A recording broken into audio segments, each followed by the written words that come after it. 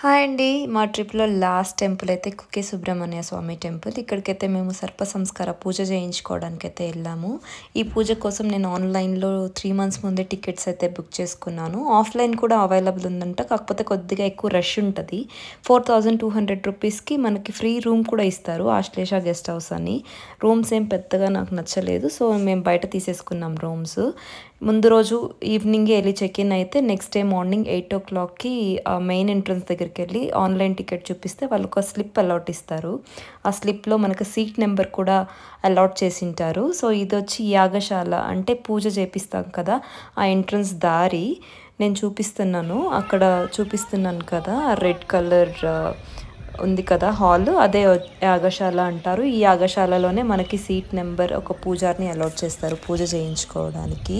ఈ పూజకి మనం ఏమీ తీసుకెళ్లాల్సిన అవసరం లేదు. మనం వెళ్ళేసరికే అన్నీ రెడీ చేసి పెట్టింటారు. ఒక్కొక్క స్లాట్‌లో ఒక్కొక్క పెయిర్ కూర్చోవచ్చు. ఐ మీన్ ఒక్కొక్క గ్రూప్ కూర్చొని పూజ చేయించుకోవచ్చు. అండ్ 8:30, 8:45కి పూజ ప్రాసెస్ అయితే స్టార్ట్ అవుతది.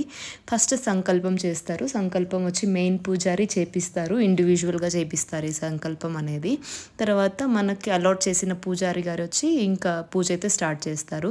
వీడియో తీసేదానికి అవకాశం లేదు. సో, నేను మొత్తం ప్రాసెస్ అయితే చూపించలేకపోయాను. ఈ పూజా ప్రాసెస్ వచ్చి అరౌండ్ 1.5 అవర్ పడుతుంది. 1.5 అవర్ తర్వాత మంగళహారతి అయితే ఇస్తారు. మంగళహారతి అయిన తర్వాత ఇంకా మనం రూమ్కి వెళ్ళి నదీ స్నానం చేసుకొని తర్వాత లంచ్కి అయితే అక్కడికి రమ్మని పిలుస్తారు. మనం ఇక్కడ లంచ్ ఎక్కడ బయట చేయడానికి వీలు కాదనమాట ఈ పూజ చేసుకున్న తర్వాత. బికాస్ ఆనియన్స్ అండ్ గార్లిక్ తినడానికి వీలు లేదు. అండ్ ఈవినింగ్ కూడా వాళ్ళే స్నాక్ ఆర్ డిన్నర్ వాళ్ళే ప్రొవైడ్ చేస్తారు. కాఫీ తిండి అంటారు వాళ్ళు. 6:30కి అక్కడికి రమ్మంటారు. సేమ్ యాగశాల పక్కన ఉంది కదా రెడ్ కలర్ బిల్డింగ్, ఆ బిల్డింగ్లోనే మనకి ఫుడ్ అయితే పెడతారు. పూజ చేసిన 2 డేస్ అక్కడే ఫుడ్ పెడతారు మనకి. సో, ఈవినింగ్ ఫుడ్ అయితే అలా పెడతారు. ఉప్మా, అటుకులు అండ్ కొంచెం పెరుగు, కాఫీ, టీ ఆర్ మిల్క్ మీరు ఏది కావాలనుకుంటే అది ఇస్తారు. ఆ తర్వాత ఈవినింగ్ 6:30 నుంచి నెక్స్ట్ డే 5:30 వరకు మనం ఫ్రీ. నెక్స్ట్ డే 5:30కి మళ్ళీ సెకండ్ డే పూజ అయితే స్టార్ట్ అవుతుంది. నేను అది చెప్తాను డీటెయిల్గా ఎలా చేస్తారు ఏమి అని. వీలైతే మీరు వెళ్ళండి.